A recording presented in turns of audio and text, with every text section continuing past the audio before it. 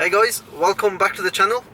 Obviously, before I start off this vlog, I know I've not put up much content over the last couple of weeks, and obviously the reasons are always the same. I just get a bit bogged down with work. YouTube is not my kind of everyday life. I have a full-time job outside of YouTube. Now obviously, before I kick off, if you are new to this channel, let me just tell you a little bit about it. I mainly give out informative advice on the M140i, which is my daily car, and also I do kind of come up with like some modern classic cars that I end up getting my hands on and reviewing. So if you do like what you see, hit the subscribe button and turn the notifications on. That way you'll be notified when I upload a new video. And also don't forget to check me out on my Instagram, which is coming up right now at K4BYX.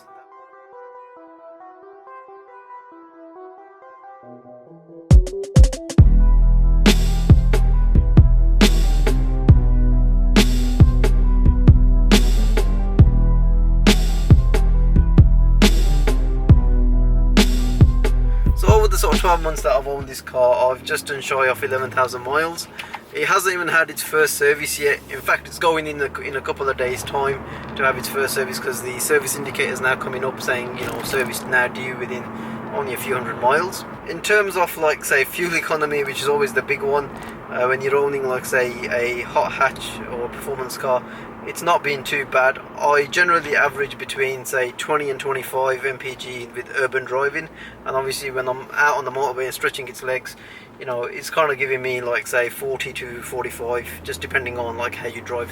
And you really do get the best of both worlds with the M140i, because you can drive it economically, and when you want to put your foot down, you can really turn it into a proper hoon.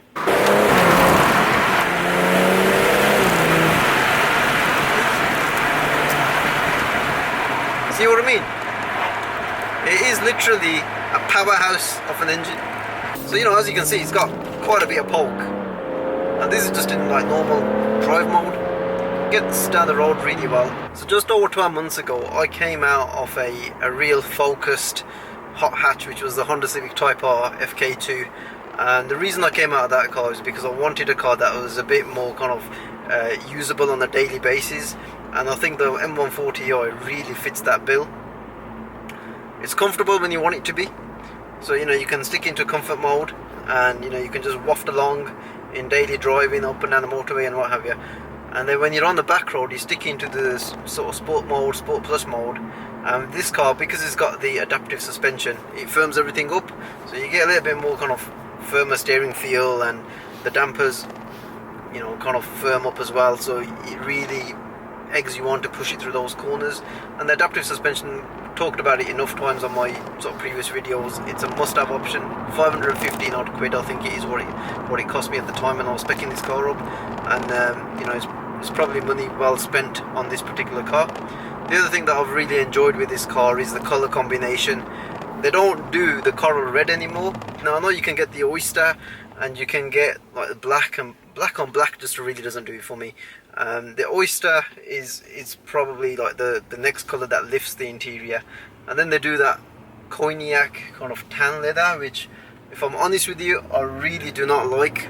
That's a personal preference. Some of you guys have got that, and I'm sure you bought you spec your M140i with that because you obviously like it. It's just a personal preference. So the M140i over the last sort of 12 months has had its fair share of problems. Now I did a vlog a few months back, it's called M140i Problems, and I kind of highlighted some of the problems I was having with my particular car. The best thing about it was that the dealership was always able to sort those problems out for me under warranty, which has been absolutely brilliant. However, since that video, I have had a few more problems that have turned up. Now these again are pretty common, I think, from what I've read on some forums. One of them was I had the rubber seals around all the windows on basically both sides kind of squeaking quite a bit. What the dealership actually do is they put a bit of I'm going to say gaffer tape all the way from the front all the way to the back of the seals. It's pretty much a sort of an easy fix. I think the other way around it is if your car's not under warranty anymore for whatever reasons come out of it and you've got these problems, you can put a bit of what do they call it, It's a bit like a gummy kind of thing. I might put it in the description below.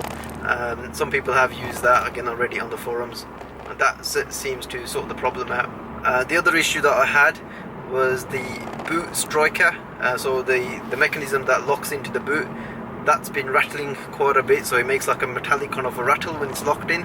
I took it to the dealership, they tightened it up and it was fine for a day, and then that rattle started again. And it's quite annoying because once these rattles start coming through, you do sort of tune into them. Now the fix that I've done is, as you can see from this sort of clip away, I've put a bit of wiring tape around the lock mechanism, so when the boot shuts close, it doesn't rattle on it. Now, you know, to me that's worked. You know, it doesn't look appealing, but it seems to have worked, so that's done its trick. So the M140i as a daily, I really can't complain. The power plant, 3 litre straight 6 turbo engine producing 340 horsepower. Again, on paper, 500 newton meters of torque. It's a gem of an engine, especially when it's mated to this 8-speed ZF gearbox. You know, it's comfortable when, you know, you're just cruising along, and then, you know, the gear changes are pretty quick when it's in sports mode, and, you know, you're just sort of pushing along a little bit more than usual, you know, if you're around a country lane or whatever. The stock brakes on the M140i are pretty good. I've not really had any issues with them, although I have recently upgraded my brakes, but I'm going to be covering that in a separate vlog which will be coming soon.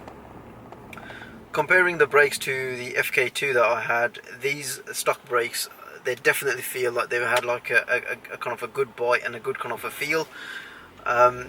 You know, there's not really much of a fade. The only down sort of shot off of them are that when you do go on the track, you know, you probably just wear them out anyway.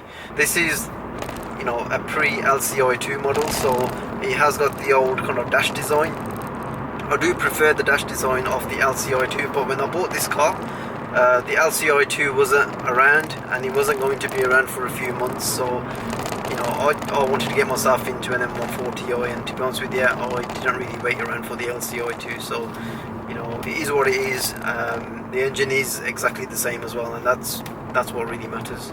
It's quite a highly spec'd car.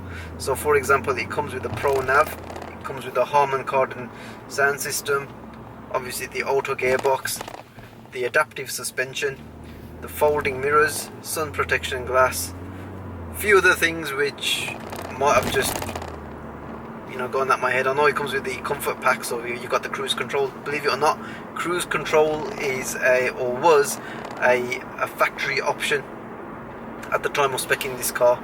This isn't a Shadow Edition. Again, when I bought this car, the Shadow Edition wasn't even out. Essentially, the spec that this car has got, it's very similar to, you know, if you were to order a Shadow Edition now. But at the time, you know, there wasn't one, so I just went ahead and probably got a bit crazy with, like, say, the tick list.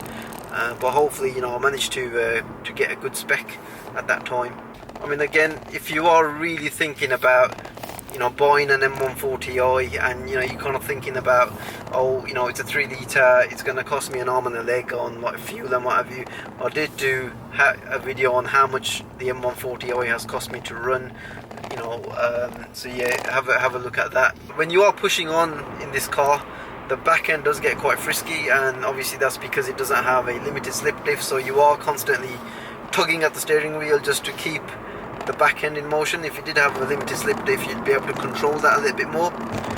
You can obviously opt for a limited slip diff at the cost of about $2,000. If you've not been out in an M140i yet, you've driven, like, say, cars like the S3, Golf R, and pretty much any other hot hatch, but you've not driven an M140i, you really do need to, because it's all kind of, well, me kind of sat here kind of saying, oh yeah, you know, it's quite a quick car, but to actually feel that for yourself and to get that real sensation, you will, you know, you can't just take my word for it. You've got to really just go and actually drive one.